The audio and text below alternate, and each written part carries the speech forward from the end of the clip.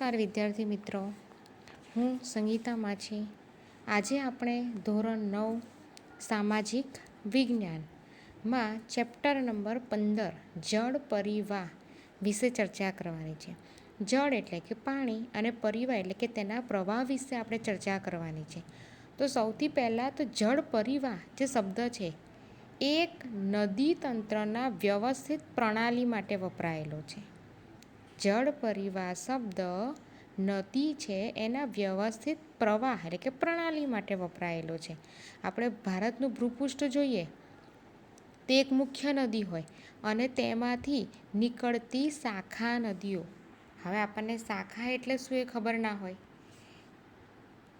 એટલે જુઓ, આ નદી હોય અને તેમાંથી આ નીકળતી જે બીજી અંદર નદીઓ હોય છે તે તેને શાખા નદીઓ કહેવાય છે, જે જુદી જુદી દિશામાં જાય છે. મેઇન નદી તો એક જ છે, પણ એમાંથી જે નીકળતી બીજી જે શાખા નદીઓ છે એ જુદી જુદી દિશામાં આવીને જાય છે અને તેની શાખા નદીઓ જુદી જુદી દિશાએથી આવીને જોડાઈ જાય છે. આ જે નદીઓનું પાણી છે એ કોઈ જળાશય, કોઈ સમુદ્ર કે કોઈ રણ પ્રદેશને મળે છે. હવે આ જે નદીઓ જે પ્રદેશમાંથી, કારણ કે નદી છે એટલે જે પ્રદેશમાંથી તે વહે છે, જે ક્ષેત્રમાંથી તે વહે છે ત્યાં તેનો નદી બેસિન કહેવામાં આવે છે. યાદ રાખજો, કોઈ પણ નદી છે જે પ્રદેશમાંથી નીકળે છે તેને આપણે શું કહીએ છીએ? નદી બેસિન કહીએ છીએ. અને ધારો કે કોઈ નદી નીકળતી હોય અને તેમાં કોઈ પર્વત કે ઉચ્ચ ભૂમિ થકી આ નદી આવે છે, નદી જાય છે, અહીંયા કદાચ પર્વત આવી ગયો અને પછી નદી, તો આ નદીના કેટલા ફાંટા પાડે છે? એક આ રીતે પર્વત છે અથવા તો ઉચ્ચ ભૂમિ છે, એ જમીન કરતાં ઊંચો ભાગ છે. અહીંયાથી નદી આવે છે તો અહીંયાથી ઉપર રહીને તો નીકળી નહીં શકે, માટે નદીનો એક આમ ફાંટો અને એક આમ ફાંટો, એમ બે બાજુ ફાંટા ફેલાઈ જાય છે. તેને આપણે શું કહીએ છીએ? જળ વિભાજક. જેમ કે આ નદી છે, વચ્ચે કોઈ ઉચ્ચ ભૂમિ કે પર્વત આવી ગયો તો તે કેટલા ફાંટામાં વહેંચાઈ જાય છે? બે ફાંટામાં. તો તેને આપણે શું કહીશું? જળ વિભાજક. ફરીથી જોઈ લો, નદી જે પ્રદેશમાંથી પસાર થાય છે તે પ્રદેશને નદીનો બેસિન ભાગ કહેવામાં આવે છે. કોઈ પર્વત કે ઉચ્ચ ભૂમિ થકી નદીના પરિવાહ અલગ થઈ, નદીનો પ્રવાહ અલગ થઈ જાય છે તો તેને જળ વિભાજક કહેવામાં આવે છે. ક્લિયર? આગળ, વિશ્વમાં સૌથી મોટામાં મોટો નદી બેસિન કઈ નદીનો છે? યાદ રાખજો, વિશ્વમાં પૂછે તો કઈ નદી આવશે? એમેઝોન નદી. અને ભારત પૂછે તો ગંગા નદી. વિશ્વમાં સૌથી મોટો નદી બેસિન કઈ નદીનો છે? તો એમેઝોન. અને ભારતમાં સૌથી મોટો નદી બેસિન કઈ નદીનો છે? તો ગંગા. હવે જળ પરિવાહ, ભારતનો જળ પરિવાહ એટલે ભારતની નદીઓના પ્રવાહ વિશે આપણે ચર્ચા કરવાની છે. તો આમ જોવા જઈએ તો ભારતની જે ભૌગોલિક રચના છે કે આપણે જોઈ શકીએ છીએ કે જે ભારત છે તેની જે ભૌગોલિક રચના છે, જેમ કે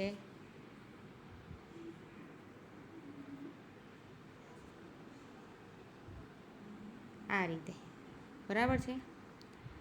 એક સેકન્ડ.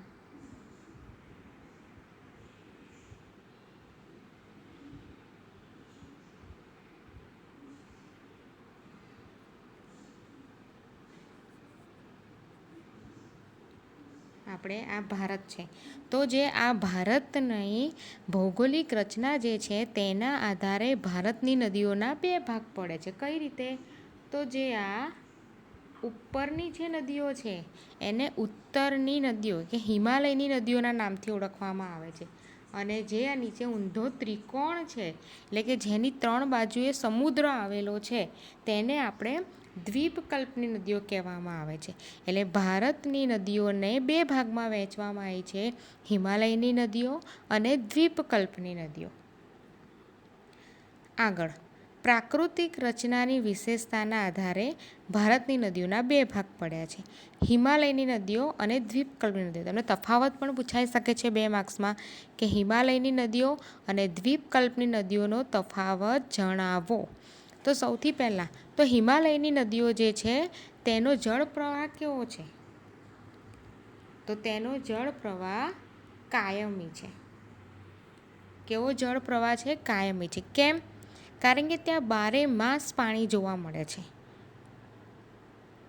ચોમાસામાં વરસાદ પડે છે, ઉનાળામાં જે હિમાલયનો જે બરફ છે તે પીગળે છે અને શિયાળામાં હિમવર્ષા થાય છે. તો 3 ઋતુમાં તેમને પાણી એવું મળી રહે છે. એટલે માટે ત્યાંનો જળ જથ્થો કેવો છે? પ્રમાણમાં વધારે છે. માટે તે નદીઓમાં 12 માસ પાણી જોવા મળે છે. તમને આ પણ 1 માર્ક્સમાં પૂછાઈ શકે કે હિમાલયની નદીઓ 12 માસ પાણીથી ભરપૂર કેમ હોય છે? તો ત્યાં ચોમાસામાં વરસાદ પડે છે, ઉનાળામાં બરફ પીગળવાના કારણે અને શિયાળામાં હિમવર્ષા થવાના કારણે હિમાલયની નદીઓ 12 માસ પાણીથી ભરેલી હોય છે. હવે હિમાલયની જે નદીઓ છે તેમાં આપણે જોઈએ તો સિંધુ છે, બ્રહ્મપુત્રા છે, એ ઉત્તરના ભાગમાંથી જ નીકળે છે અને ઉત્તરના ભાગમાંથી નીકળતી નદીઓ જે છે એ પર્વતોને કાપીને નીકળે છે. એટલે પર્વતોમાંથી નીકળતી હોય છે અને ત્યાં કોતરોનું નિર્માણ કરે છે અને હિમાલયમાંથી નીકળીને છેક નીચે સમુદ્રને મળે છે. તો આ વાત થઈ આપણી હિમાલયની નદીઓની. ક્લિયર? હિમાલયની નદીઓમાં 12 માસ પાણી જોવા મળે છે. ત્યાં ચોમાસામાં વરસાદ, ઉનાળામાં બરફ પીગળવાના કારણે, શિયાળામાં હિમવર્ષાના કારણે. દાખલા તરીકે હિમાલયની નદીઓ કોતરોનું નિર્માણ કરે છે કારણ કે તે ઉપર પર્વતોમાંથી નીકળતી હોવાથી તે નદીઓ કોતરોનું નિર્માણ કરે છે. દાખલા તરીકે સિંધુ અને બ્રહ્મપુત્રા નદી. અને છેલ્લે કોને મળી જાય છે? સમુદ્રને મળી જાય છે. હવે જોવાની છે આપણે દ્વીપકલ્પની નદીઓ.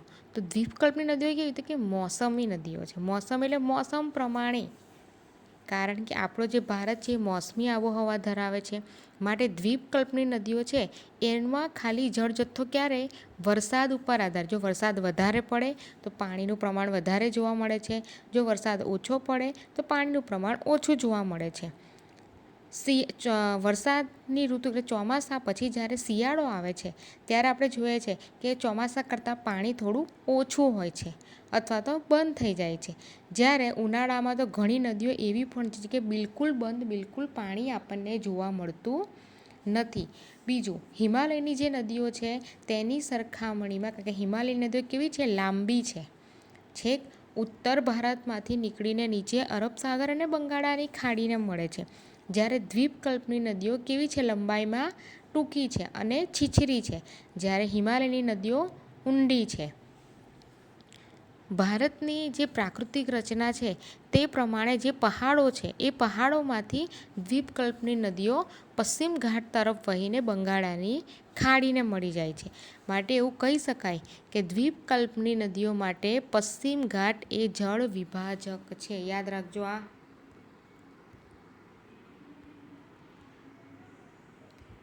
દ્વીપકલ્પની નદીઓનો જળ વિભાજક કોને ગણવામાં આવે છે? તો પશ્ચિમ ઘાટ. ફરીથી, હિમાલયની નદીઓમાં 12 માસ છે, જ્યારે દ્વીપકલ્પની નદીઓ મોસમી છે. હિમાલયની નદીઓમાં 12 માસ પાણી જોવા મળે છે. ચોમાસામાં વરસાદ, શિયાળામાં હિમવર્ષા અને ઉનાળામાં બરફ પીગળે છે માટે. જ્યારે દ્વીપકલ્પની નદીઓમાં વરસાદ ઉપર આધારિત પાણી જથ્થો હોય છે. બીજું, હિમાલયની નદીઓ એ લાંબી અને ઊંડી છે, જ્યારે દ્વીપકલ્પની નદીઓની લંબાઈ ટૂંકી અને છીછરી નદીઓ જોવા મળે છે. ક્લિયર? અને બીજું, દ્વીપકલ્પની નદીઓ માટે જે પશ્ચિમ ઘાટ છે જળ વિભાજક ગણવામાં આવે છે. અને જળ વિભાજક વિશે આપણે જોઈ લીધું કે જે નદીનો પ્રવાહ જતો હોય એમાં કોઈ ઉચ્ચ ભૂમિ થકી અથવા ઉચ્ચ પર્વત થકી તેના 2 ભાગ પડી જતા હોય અથવા તો એ નદીનો પ્રવાહ જે છે અલગ થઈ જતો હોય તો તેને આપણે જળ વિભાજક કહીએ છીએ. તો દ્વીપકલ્પની નદીઓ છે એ જળ વિભાજક તરીકે પશ્ચિમ ઘાટ જે છે એ જળ વિભાજક ગણવામાં આવે છે. જળ પરિવારની 3 અવસ્થા છે. કેટલી? 3 અવસ્થા: ઉપરવાસ, મધ્યવાસ અને હેઠવાસ. બરાબર. હવે જુઓ મિત્રો, તમારે પુસ્તકમાં પણ ધ્યાન રાખવાનું છે અને હું તમને એક ચિત્ર દ્વારા આ આખી માહિતી આપું છું.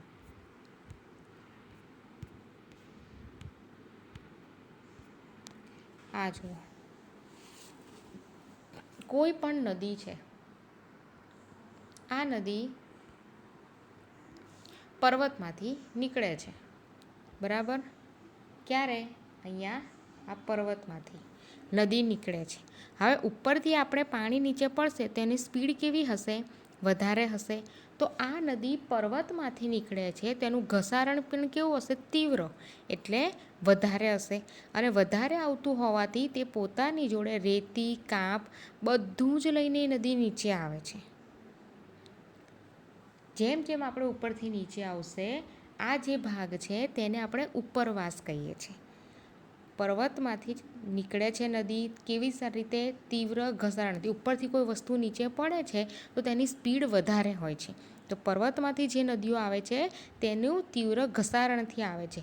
અને તીવ્ર ઘસારણથી આવતું હોવાથી તે પોતાની જોડે રેતી અને કાંપ વહાવી લાવે છે. મધ્યવાસ અને હેઠવાસમાં, એટલે કે મધ્યવાસ એટલે કે જેમ જેમ ઉપરથી નીચે આવે છે તેમ તેમ તેની સ્પીડ જે છે એ ધીમી થતી જાય છે. આમ તેનો પ્રવાહ હેઠવાસમાં, એટલે નીચે સુધી જ્યારે અહીંયા સુધી આવે છે ત્યાં સુધીમાં તેનો પ્રવાહ કેવો થઈ જશે? તેની સ્પીડ કેવી થઈ જશે? ધીમી થઈ જાય છે. બીજું, ત્યાંથી ઉપરથી આવતું હોવાથી તે સર્પાકાર એટલે કે આ જે છે તે સાપ જેવો આકાર, વિસર્પી જેને કહેવાય, સર્પાકાર જોવા મળે છે. તેનું વહન એટલે કે તેનો પ્રવાહ. આ વિસર્પણના કારણે પૂરના પ્રવાહથી મેદાનો જે હોય છે, કારણ કે તે પોતાની સાથે રેતી, માટી, કંકર જે બધું તીવ્ર ઘસારણથી ઉપરથી લઈને આવે છે એ બધું અહીંયા હેઠવાસમાં અને મધ્યવાસમાં ઠાલવે છે. ત્યાં ઠાલવતા હોવા તેનો પ્રવાહ કેવો થઈ જાય છે? સર્પાકાર. અને આ મેદાનોમાં તે ઘોડાની નાળ જેવો આકાર ધરાવે છે તેવા સરોવરો રચે છે. આ જુઓ, ઘોડાની નાળ જેવા સરોવરો બનાવે છે. અને મુખ ત્રિકોણ પ્રદેશ પર જ્યારે તે આગળ જાય છે ત્યારે તે વિભાજિત થઈ જાય છે અનેક શાખાઓમાં. અહીંયાથી તે આમ પણ જાય છે, આમ પણ જાય છે, આમ પણ જાય છે. એટલે એક કરતાં વધારે તેની શાખાઓ બની જાય છે. અને ત્યાં તે એક ત્રિકોણ જેવું ફળદ્રુપ મેદાન બનાવે છે, જેને આપણે શું કહીએ છીએ? ડેલ્ટાના નામથી ઓળખીએ છીએ. ખ્યાલ આવ્યો? સૌથી પહેલાં ઉપરવાસ, એટલે કે જ્યારે પર્વત ઉપરથી તે તીવ્ર ઘસારણ સાથે નીચે આવે છે, પોતાની સાથે રેતી, માટી, પથ્થર બધું લઈને આવે છે, જેને આપણે ઉપરવાસ કહીએ છીએ. મધ્યવાસમાં તે આવતા અને હેઠવાસ સુધી જે આવે છે ત્યાં સુધી તેનો પ્રવાહ કેવો થઈ જાય છે? ધીમો થઈ જાય છે. તેનો પ્રવાહ ધીમો થઈ જવાના કારણે તેનો આકાર કેવો થઈ જાય છે? સર્પાકાર થઈ જાય છે, કે સાપ જેવો તેનો આકાર થઈ જાય છે. ત્યાર પછી તે પૂરના જે મેદાનોમાં આવે છે ત્યાં તેનો આકાર ઘોડાની નાળ જેવો થઈ જાય છે. અને ત્યાર પછી તે નદીઓ અનેક શાખાઓમાં વહેંચાય છે અને ત્યાં જે મુખ ત્રિકોણ પ્રદેશ બને છે જેને આપણે ડેલ્ટાના નામથી ઓળખીએ છીએ. આગળ, જળ પરિવાહની ગોઠવણી. તો 4 પ્રકારે તેની ગોઠવણી કરવાની છે. કે જળ પરિવહન એટલે જળના પ્રવાહની ગોઠવણી એને 4 પ્રકારમાં કરવામાં આવી છે. તો એની અંદર આપણે જોઈ શકીએ સૌથી પહેલી ગોઠવણી છે વૃક્ષાકાર. વૃક્ષાકાર એટલે આપણને ખબર છે કે આ રીતે થડ હોય, એની ઉપર આ રીતે ડાળીઓ હોય છે. બરાબર. અને એની અંદર ફળ, ફૂલ, છોડ ઉગેલા હોય છે. તો અહીંયા પણ એ રીતે જ છે કે કોઈ એક નદી છે અને તેની જે શાખાઓ છે તેની ગોઠવણી વૃક્ષની ડાળીઓ જેવી હોય અને એવી સુંદર રચના જે બનાવે છે તેને આપણે વૃક્ષાકાર કહીએ. જેમ કે આ નદી જતી હોય, બરાબર, તો તેમાંથી આ એની શાખા નીકળી, આ એની શાખા કહેવાય. અને એમાંથી જે બીજી શાખા નીકળે એને પ્રશાખા કહેવાય. એટલે મુખ્ય નદી, એની શાખાની ગોઠવણીથી આ રીતે જુઓ, અહીંયાથી નીકળે, પછી અહીંયા બીજી બને, અહીંયા આગળ બીજી શાખા બને, અહીંયાથી શાખા નીકળે, અહીંયાથી નીકળે. મુખ્ય નદી તો નીકળ્યા જ જાય છે અને એની અંદરથી શાખાઓની ગોઠવણી વૃક્ષની ડાળીઓ જેવી થતી હોય તો તેને આપણે શું કહીએ છીએ? વૃક્ષાકાર નદી કહે છે. દાખલા તરીકે આવી નદી, આવી રચના આપણને ક્યાં જોવા મળે છે? તો ગંગા નદીમાં. બરાબર. ત્યાર પછી જોઈશું આપણે જાળી આકાર. સમજો, સપોઝ આ પર્વત છે. પર્વતમાંથી એક ઝરણું અહીંયાથી નીકળે છે, બીજું ઝરણું અહીંયાથી નીકળે છે, ત્રીજું ઝરણું અહીંયાથી નીકળે છે, બીજું એક અહીંયાથી નીકળે છે, અહીંયાથી નીકળે છે. આ કેવો આકાર બને છે? જાળી આકાર બને છે. આપણે જોઈએ છે કે જાળી આ આકારની હોય છે. બરાબર છે. તો પર્વતમાંથી જે નીકળતા ઝરણાઓ છે એ એકબીજાને મળે છે અને આ જે રૂપરચના, તો આ જે આકાર બને છે તે જાળી આકાર બને છે. તેને આપણે શું કહીએ છીએ? જાળી આકાર. અને આવા આપણને ક્યાં જોવા મળે? કારણ કે સૌથી વધારે ઝરણા ક્યાં છે? તો હિમાલયના ઢોળાવ ઉપર છે. તો ત્યાં આપણને આ જાળી આકારનો પ્રવાહ જોવા મળે છે. આયાત આકાર. આયાત આકાર એટલે શું? તો આયાત આકાર એટલે જે મુખ્ય નદી જતી હોય તેમાંથી જે શાખા નદીઓ નીકળે છે તે એકબીજાને કાટખૂણે છૂટતી હોય. કાટખૂણો એટલે 90 અંશનો ખૂણો, જે આમ પણ હોઈ શકે, આમ પણ હોઈ શકે, આમ પણ હોઈ શકે, આમ પણ હોઈ શકે. તો જે મુખ્ય નદી જતી હોય છે તેમાંથી જે નદીઓ નીકળે છે તે એકબીજાને જે શાખા નદીઓ નીકળે છે તે એકબીજાને કાટખૂણે મળતી હોય છે. ધારો કે અહીંયાથી એક નદી આમ નીકળે છે, અહીંયાથી બીજી એક શાખા આમ નીકળે છે. મેઇન શાખા તો છે જ, પણ એમાંથી જે નીકળતી શાખાઓ છે એ એકબીજાને આ રીતે કાટખૂણે છેદે છે. અને આ જે કાટખૂણે છેદે છે તેને આપણે આયાતાકાર રચના કહીએ છીએ. અને આવી રચના આપણને નર્મદા નદીમાં જોવા મળે છે. કેન્દ્ર ત્યાગી. કેન્દ્ર ત્યાગી એટલે શું? તો કે કેન્દ્ર ત્યાગી એટલે કોઈ પર્વત છે, આ પર્વતમાંથી કોઈ એક ઝરણું નીકળે છે અહીંયાથી, તો એક જ સાઈડ નીકળશે? ના, અહીંયા વચ્ચેથી નીકળતું આમ પણ જશે, આમ પણ જશે, પાછળની બાજુ પણ જશે, એમ ચારે દિશામાં ફેલાશે. એટલે એક પર્વત પરથી ચારે દિશામાં ઝરણા નીકળી ચારે દિશામાં જો નીકળે અથવા ચારે દિશામાં તેનો પ્રવાહ વહાવે તો તેને પર્વતાકાર અથવા તો કેન્દ્ર ત્યાગી પ્રણાલી કહીએ છીએ. જેમ કે સૌરાષ્ટ્રની નદીઓ. જો આપણે ફોટામાં જોઈ શકીએ, સૌથી પહેલાં છે વૃક્ષાકાર.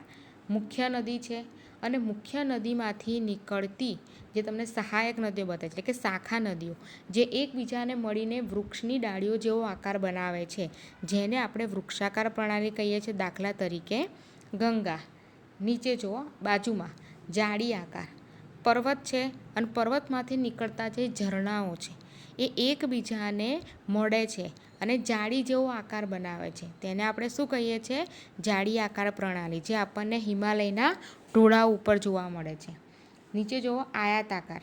તો જે મુખ્ય નદી હોય અને એની જે શાખા નદીઓ છે એ એકબીજાને કાટખૂણે છેદે છે, કાટખૂણે મળે છે, તો એને આપણે આયાત આકાર પ્રણાલી કહીએ છીએ. દાખલા તરીકે નર્મદા નદી.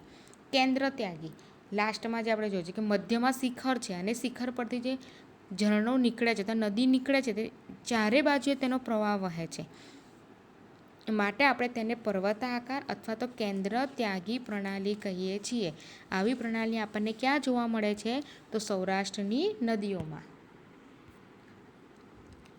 અત્યાર સુધી આપણે જોઈ નદીઓના જળ પ્રવાહ, પરિવાહ, હિમાલયની નદીઓ અને દ્વીપકલ્પની નદીઓ. હવે તેની વિશે આપણે ચર્ચા કરવાની છે. તો સૌથી પહેલાં તો હિમાલયની નદીઓ. તો હિમાલયની મુખ્ય 3 નદીઓ છે: ગંગા, સિંધુ અને બ્રહ્મપુત્રા. આ 3 નદીઓ લાંબી છે અને તેની અનેક શાખાઓ, બીજી પણ અનેક નદીઓ એવી છે કે જે આ નદીઓને મળે છે. તેના કારણે તેની લંબાઈમાં પણ વધારો થતો જાય છે અને તેની શાખા નદીઓ એકબીજાને મળતી રહે છે. આ જે પ્રણાલી રચાય છે એને જળ પરિવાહ પ્રણાલી કહેવાય છે. એક મોટી નદી હોય અને તેની જે શાખા નદીઓ હોય એ એકબીજાને મળતી રહે છે, તેને આપણે શું કહીએ છીએ? જળ પરિવાહ પ્રણાલી. એક નદી તેની શાખા નદીઓ બીજી નદીઓને મળતી રહે છે તેને આપણે જળ પરિવાહ પ્રણાલી કહીએ છીએ. એમાં સૌથી પહેલાં આપણે જોવાની છે સિંધુ નદી પ્રણાલી. તો સિંધુ નદી પ્રણાલીમાં સૌથી પહેલાં આ વસ્તુ તમને નકશામાં વધારે સારી રીતે શીખી શકો છો, માટે હું તમને નકશામાં સમજાવીશ અને તમે બુકની અંદર ધ્યાન રાખશો.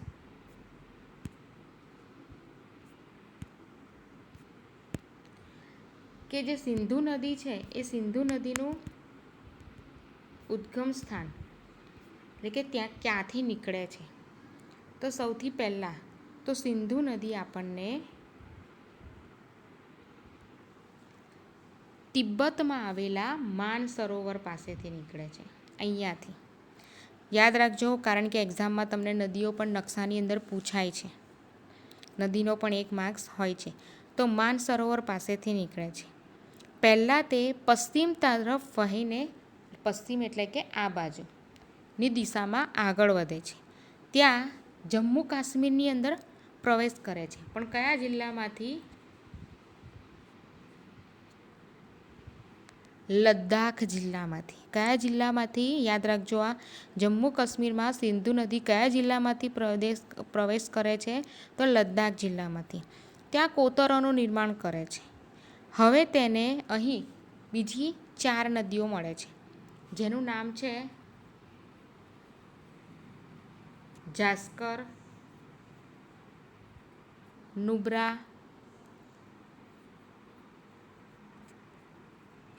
શ્યોક અને હુંજા. યાદ રાખજો, આ સિંધુ નદીને કાશ્મીરમાં મળતી કઈ 4 નદીઓ છે?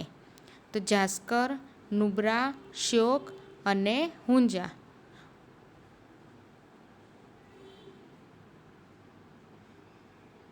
ના યાદ રહેતું હોય તેનું સૂત્ર છે હું જાણું છું. હું જાણું છું, આ શબ્દ યાદ રાખશો તમને નદીઓ યાદ રહી જશે.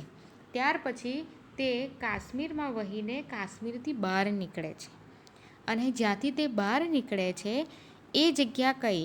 તો બાલ્ટિસ્તાન અને ગિલગિટ ક્ષેત્રમાં વહીને તે અટક નામનો પર્વતીય ક્ષેત્ર છે, ત્યાંથી તે બહાર નીકળી જાય છે. જ્યારે તે બહાર નીકળે છે ત્યારે તેને પંજાબની 5 નદીઓ મળે છે: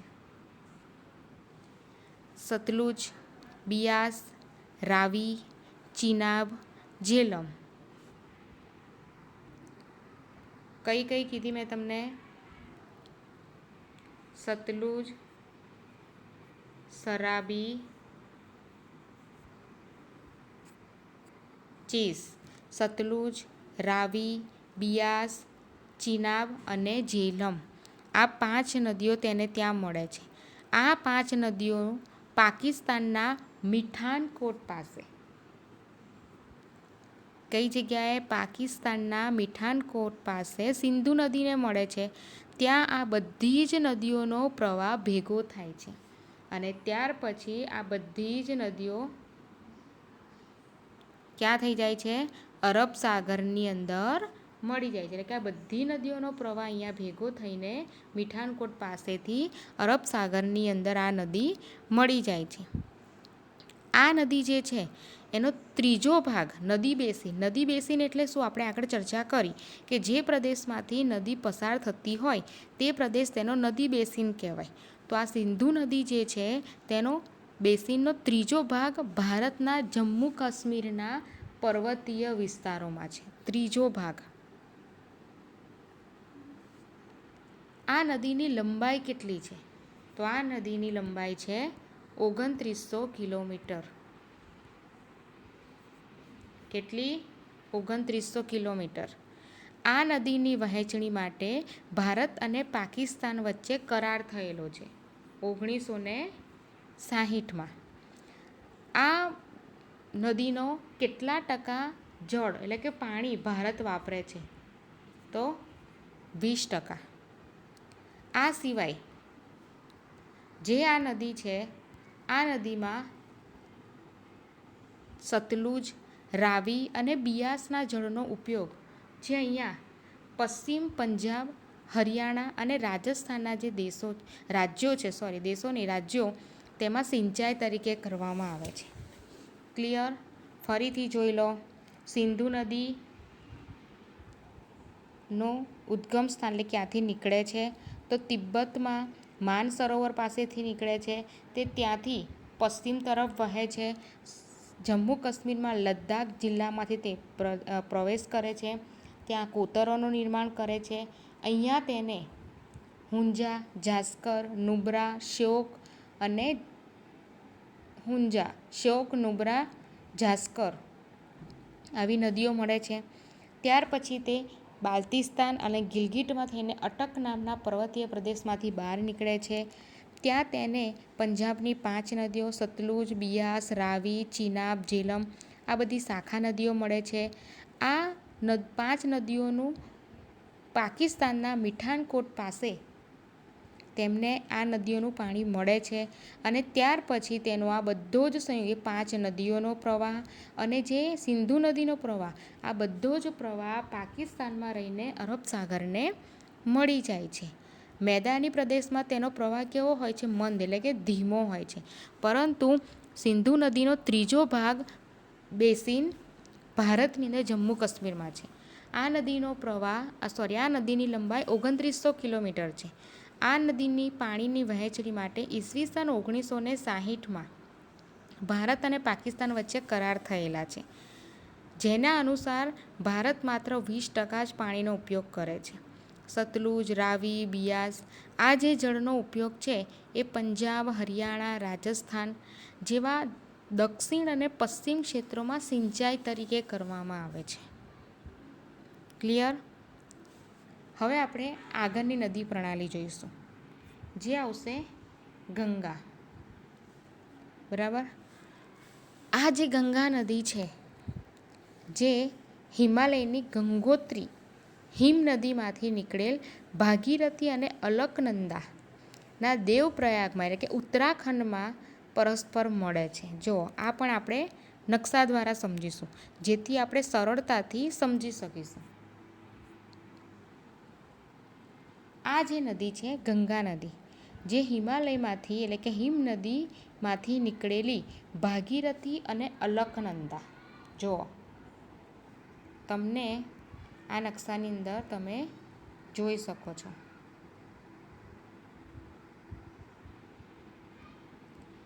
અહીંયા 2 ભાગ બતાવવામાં આવ્યા છે અંદર ગંગા નદીના.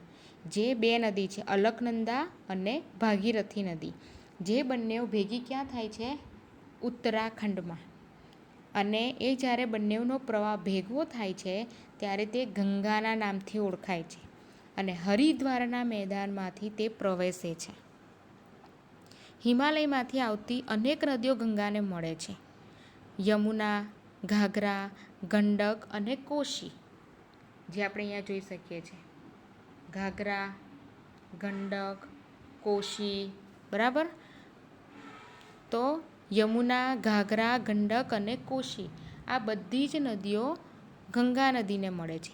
અને યમનોત્રીમાંથી આવતી યમુના નદી આ પ્રવાહ છે. અહીંયાથી આગળ જુઓ, આ નદી અહીંયા મળી જાય છે. યમનોત્રીમાંથી આવતી યમુના નદી પણ ગંગાને મળે છે. આ નદી ગંગાની જમણી બાજુ વહીને અલ્હાબાદ પાસે ગંગાને મળે છે. જુઓ, તે ગંગાની કઈ બાજુ વહે છે? જમણી બાજુ વહીને અલ્હાબાદ પાસે તે ગંગાને મળી જાય છે. જ્યારે ઘાઘરા, ગંડક અને કોશી, જે આપણે આ જોયું, ઘાઘરા, ગંડક અને કોશી આ 3 નદીઓના મૂળ ક્યાં છે? નેપાળમાં છે. અને આ 3 નદીઓના કારણે દર વર્ષે ઉત્તરના જ્યાં મેદાની પ્રદેશો છે ઉપરના, તેની અંદર પૂર આવે છે. પરંતુ આ નદીઓ દ્વારા જે ફળદ્રુપ કાપના મેદાનો બન્યા છે, તેના કારણે ઉત્તર ભારત કૃષિ એટલે ખેતી ક્ષેત્રે વધારે સમૃદ્ધ બન્યું છે. હવે દ્વીપકલ્પીય જે નદીઓ છે, જે નીચેની, તેમાંથી પણ 2 નદીઓ એવી છે કે જે ગંગા નદીને મળે છે. જેમાંથી ચંબલ અને બેતવા, જુઓ આવી રહી ચંબલ અને બેતવા, આ બંને નદી કોને મળે છે? યમુના નદીને મળે છે. અને પછી એ નદી યમુના, ચંબલ અને બેતવા એ ત્રણનું પાણી કોને મળી જાય છે? ગંગાને મળી જાય છે. જ્યારે દ્વીપકલ્પની સોણ નદી એ ડાયરેક્ટ ગંગાને મળે છે. આમ જે ગંગાની લંબાઈ છે એ વધતી જ જાય છે, કારણ કે એને બીજી નદીઓ પણ મળે છે, અને બીજી નદીઓ મળવાના કારણે એના જળ જથ્થાની અંદર થઈ જાય છે. તેમ છતાં તેમની લંબાઈ થોડી ઓછી છે, તેનો જળ જથ્થો મર્યાદિત છે. ક્યાં? તો અર્ધશુષ્ક ક્ષેત્રોમાં. ત્યાર પછી આ બધો જ પ્રવાહ આગળ વધીને 2 ભાગમાં વહેંચાય છે. ક્યાં? તો બાંગ્લાદેશમાં. અહીંયા જુઓ, પશ્ચિમ બંગાળમાં ફરક્કા નામનું શહેર છે. કયું? ફરક્કા નામનું શહેર. ત્યાં ગંગા નદીના 2 ફાંટા પડી જાય છે. એક ફાંટો જે નીચે બંગાળાની ખાડીમાં જાય છે, અને બીજો ફાંટો બાંગ્લાદેશમાં જાય છે. જે બાંગ્લાદેશમાં જાય છે તે પદ્માના નામથી ઓળખાય છે. કયા નામથી? પદ્માના નામથી. અને જે ફાંટો નીચેની તરફ જાય છે એ ફાંટો ભાગીરથી અથવા હુગલીના નામથી ઓળખાય છે, જે બંગાળાની ખાડીને મળી જાય છે.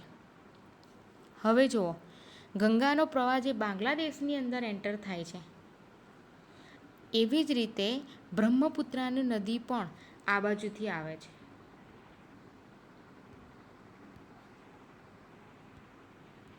જુઓ, એક બાજુથી ગંગાનો પ્રવાહ છે, બીજી બાજુથી બ્રહ્મપુત્રા નદી મળે છે, અને આ 2 જે નદીનો સંગમ થાય છે તેને આપણે મેઘનાના નામથી ઓળખીએ છીએ. આમ ગંગા અને બ્રહ્મપુત્રા નદીનો મુખ ત્રિકોણ પ્રદેશ બને છે ત્યાં. અને જે આપણે આ બધો જ પ્રવાહ અહીંયા મળતો હોવાથી અહીંયા સુંદરવન નામે આ ફળદ્રુપ મેદાન ઓળખાય છે. ગંગાનો જ્યાં મુખ ત્રિકોણ પ્રદેશ છે, કારણ કે જ્યારે નદી સમુદ્રમાં જાય છે તો પોતાનું રેતી, માટી, કંકર, પથ્થર બધું ઠાલવીને જાય છે, અને તેને મુખ ત્રિકોણ પ્રદેશ કહેવામાં આવે છે. તો એ છે આ સુંદરવન, જ્યાં સુંદરી નામના વૃક્ષો થાય છે. અને આ સુંદરવન મેંગ્રુવના જંગલો માટે અત્યંત જાણીતું છે. ગંગા નદીની લંબાઈ. તો ગંગા નદીની લંબાઈ 2500 કિલોમીટર છે. અંબાલા શહેર જે છે એ ગંગા અને સિંધુ નદી વચ્ચે જળ વિભાજક બને છે. જુઓ, ફરી બીજું આવ્યું, અંબાલા શહેર, જેમાં પહેલાંમાં જોયું હતું કે પશ્ચિમ ઘાટ એ દ્વીપકલ્પની નદીઓનો જળ વિભાજક છે. જ્યારે અહીંયા અંબાલા છે એ ગંગા અને સિંધુ નદી જે છે એ બંનેનું જળ વિભાજકનું કામ કરે છે. અંબાલાથી સુંદરવન સુધીની લંબાઈ 1800 કિલોમીટર છે. અહીંયાથી આટલે સુધી 1800 કિલોમીટર લંબાઈ છે. અહીંયા થોડો ઢોળાવાયા કરે છે. અંબાલાથી સમુદ્રની સપાટી 300 કિલોમીટર ઊંચાઈ છે. માટે સુંદરવન સમુદ્ર સપાટીથી નજીક છે. આ સમુદ્રથી નજીક છે, જ્યારે અંબાલા છે એ દૂર છે. માટે અહીંયાથી આ અંબાલાનું છે દર 6 કિલોમીટરના અંતરે એક ઢોળાવ આવે છે. કેમ કે આ નદીઓમાં વિસર્પણ વધારે જોવા મળે છે. વિસર્પણ ક્યાં જોવા મળે? જ્યારે પર્વતો ઉપરથી નદીઓ તીવ્ર ઘસારણ સાથે નીચે આવે છે, અને નીચે આવ્યા પછી તે નદીઓ વિસર્પણમાં, એટલે કે તે સાપ જેવા આકારની જેમ વહેતી હોય છે. ક્લિયર? ફરીથી જોઈ લો. ગંગા નદી, તો જ્યાં ગંગોત્રી હિમ નદીમાંથી નીકળેલી ભાગીરથી અને અલકનંદા, જે દેવપ્રયાગ પાસે ઉત્તરાખંડમાં આપણને જોઈ શકીએ છીએ. અને આ જે 2 નદીઓ છે એ જ્યારે મળે છે ત્યારે ગંગાના નામથી ઓળખાય છે, અને મેદાનમાં પ્રવેશ કરે છે. હિમાલયમાંથી નીકળતી આ ગંગા નદીને જમણી બાજુથી યમનોત્રીમાંથી યમુના નદી મળે છે, જે ક્યાં? અલ્હાબાદ પાસે. જ્યારે ડાબી બાજુ તેને નેપાળમાં જેના મૂળ છે એવી કઈ નદીઓ? તો ઘાઘરા, ગંડક, કોસી, આ નદીઓ તેને મળે છે. બીજું, આ નદીઓના કારણે દર વર્ષે ઉત્તરની અંદર જાનહાનિ થાય છે, પૂર આવે છે. બીજું, દ્વીપકલ્પની નદીઓ જેમાં ચંબલ અને બેતવા નદી યમુના નદીને મળે છે, અને પછી છેલ્લે આ 3 નદીઓ ગંગાને મળી જાય છે. જ્યારે દ્વીપકલ્પની સોણ નદી ડાયરેક્ટ ગંગા નદીને મળે છે. બીજું, આ નદીઓ આગળ જતાં તેનો સંયુક્ત પ્રવાહ બને છે, જે બાંગ્લાદેશની બહાર એટલે કે પશ્ચિમ બંગાળમાં ફરક્કા નામનું શહેર છે ત્યાંથી તેના 2 ફાંટા પડે છે. એક બાંગ્લાદેશમાં જાય છે અને બીજો બંગાળાની ખાડીમાં જાય છે. જે બાંગ્લાદેશમાં જાય છે તે પદ્માના નામથી ઓળખાય છે અને બીજો ફાંટો જે બંગાળાની ખાડીમાં જાય છે તે હુગલીના નામથી ઓળખાય છે. જ્યારે બાંગ્લાદેશની અંદર ગંગા નદી પદ્માના નામથી એન્ટર થાય છે, જ્યારે બીજી બાજુથી બ્રહ્મપુત્રા નદી આવે છે. આમ બ્રહ્મપુત્રા નદી અને ગંગા નદી બંને મળતા તેને મેઘનાના નામથી ઓળખવામાં આવે છે. અહીંયા તેમનો મુખ ત્રિકોણ પ્રદેશ પણ છે જે સુંદરવનના નામથી ઓળખાય છે. આ જે સુંદરવન જે છે ગંગાનો મુખ ત્રિકોણ પ્રદેશ, ત્યાં સુંદરી નામના વૃક્ષો વધારે થાય છે. ત્યાં મેંગ્રુવ જંગલ તરીકે પણ જાણીતો છે. ગંગા નદીની કુલ લંબાઈ કેટલી છે તો 2500 કિલોમીટરથી પણ વધારે છે. ગંગા નદી જે છે અંબાલા જે શહેર છે જેના કારણે ગંગા અને સિંધુ નદી બંનેઓને જળ વિભાજકનું કામ કરેલું છે. અંબાલાથી સુંદરવન સુધીની લંબાઈ 1800 કિલોમીટર છે. અંબાલા છે સમુદ્ર સપાટીથી ઊંચું છે, જ્યારે સુંદરવન છે સમુદ્ર સપાટીથી નજીક છે. માટે પ્રત્યેક 6 કિલોમીટરે એક ઢોળાવ ઓછો થાય છે. આમ આ નદીઓમાં વિસર્ગ પણ વધારે જોવા મળે છે. ક્લિયર? હવે જોઈએ બ્રહ્મપુત્રા નદી. આ પણ આપણે નકશામાં જ શીખીશું, જેથી આપણને ઝડપથી અને સારી રીતે આપણે શીખી શકીએ. તો કે જે બ્રહ્મપુત્રા નદી છે એ બ્રહ્મપુત્રા નદી આપણને ક્યાંથી નીકળે છે તો એ પણ તિબ્બતના માનસરોવર પાસેથી, કે જ્યાં સિંધુ અને સતલુજ નદી નીકળે છે ત્યાંથી જ આ નદી આપણને જોવા મળે છે. સિંધુ અને સતલુજ નદી જ્યાંથી નીકળે છે ત્યાંથી આ નદી નીકળે છે. આ નદી જે છે તેનો પ્રવાહ ભારતની બહાર વધારે છે, પરંતુ તે હિમાલયની સમાંતર વહે છે. આ રીતે તે તિબ્બતમાં નામચા બરવાના નામથી ઓળખાય છે. યાદ રાખજો, આ નદીના નામ ઘણા બધા બદલાય છે. તિબ્બતમાં તે કયા નામથી ઓળખાય છે તો નામચા બરવાના નામથી ઓળખાય છે. ત્યાર પછી તે આગળ જતાં અંગ્રેજીનો યુ આકાર, એક મિનિટ આમાં ભૂલ છે, તિબ્બતમાં તે સાંગપોના નામથી ઓળખાય છે. બ્રહ્મપુત્રા નદી સિંધુ નદી અને સતલુજ નદી જ્યાંથી માનસરોવર પાસેથી નીકળે છે ત્યાંથી જ નીકળે છે. તે ભારતની બહારથી જ વહે છે. હિમાલયની હિમાલયને સમાંતર વહે છે. તે તિબ્બતમાં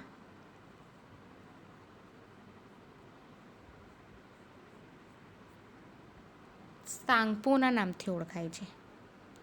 ત્યાર પછી તે નામચા બરવા એટલે કે આગળ જતાં તે અહીંયા અંગ્રેજીના યુ આકારથી વળે છે. એ જે યુ આકારમાં વળે છે ત્યાં એક શિખર આવેલું છે જેનું નામ છે નામચા બરવા. બરાબર? જે અંગ્રેજીના યુ આકારમાં તે અરુણાચલ પ્રદેશની અંદર પ્રવેશે છે. ત્યાં અરુણાચલ પ્રદેશની અંદર તે દિહાંગના નામથી ઓળખાય છે. ત્યાં તેને દિહાંગ, લોહિત, કેનુલા એવી નદીઓ તેને અસમની અંદર અરુણાચલ પ્રદેશની અંદર મળે છે. જ્યારે તે અસમમાં આવે છે ત્યારે તે બ્રહ્મપુત્રાના નામથી જ ઓળખાય છે. તિબ્બતમાં જ્યારે હોય છે ત્યારે તેનું તાપનું પ્રમાણ બહુ ઓછું હોય છે, પરંતુ જ્યારે તે અહીંયા આ જે વિસ્તાર નામચા બરવાએથી વળે છે અને જ્યારે ત્યાં વરસાદી વિસ્તારોમાંથી પસાર થાય છે ત્યારે તેની અંદર પાણીનું પ્રમાણ અને કાપના પ્રમાણની અંદર વધારો થઈ જાય છે. આ નદીને ગુંફિત નદી પણ કહેવામાં આવે છે. દર વર્ષે આ નદીના અંદર એટલું બધું પાણી હોય છે કે અસમ અને બાંગ્લાદેશમાં વારંવાર પૂર આવે છે. ઉત્તર ભારતની જેટલી પણ નદીઓ છે એ આ નદીમાં વિરોધાભાસ જોવા મળે છે. એટલે કે આ નદી છે બધા કરતાં વિરોધ એટલે કે અલગ છે. અસમમાં ચોમાસા દરમિયાન પડતા વરસાદના કારણે ત્યાં વધારે નિક્ષેપણ હોય છે અને રેતીનું પ્રમાણ વધારે આવતા તેની સપાટી પણ વધારે ઊંચી આવતી જાય છે. બીજું, આ નદીનો પ્રવાહ વારંવાર બદલાય છે. શું થાય છે આમાં? આ નદીમાંથી જેટલું પણ અહીંયા નામચા બરવાએથી વળે છે ત્યારે અંદર રેતીનું ને કાપનું પ્રમાણ વધી જાય છે. એના કારણે ત્યાં નિક્ષેપણ થાય છે અને નિક્ષેપણ એટલે કે છોડી દેવું ત્યાં એમાં. અને અસમ પછી તે જેમ જેમ આગળ જતા જાય જેમ જેમ કાપ રેતી માટી ઠાલતો જાય તેમ તેમ જમીનનું સ્તર ઊંચું આવતું જાય છે. માટે દર વર્ષે આ નદીનો પ્રવાહ બદલાય છે કે બીજા વર્ષે ત્યાંથી નીકળશે તો નિક્ષેપણના કારણે એ ભાગ તો ઊંચો થઈ ગયો હશે અને ઊંચો થઈ જવાના કારણે એનો માર્ગ બદલાઈ જાય છે. આ જે નદી છે એ નદી જ્યારે બાંગ્લાદેશની અંદર એન્ટર થાય છે અહીંયા ત્યારે જમુનાના નામથી ઓળખાય છે. અહીંયાથી ગંગા નદી જેમ પદ્માના નામથી ઓળખાઈ હતી અને આ જમુના નદી અને આ પદ્મા નદી જ્યારે આ બે નદીઓનો પ્રવાહ ભેગો થાય છે ત્યારે મેઘનાના નામથી ઓળખાય છે.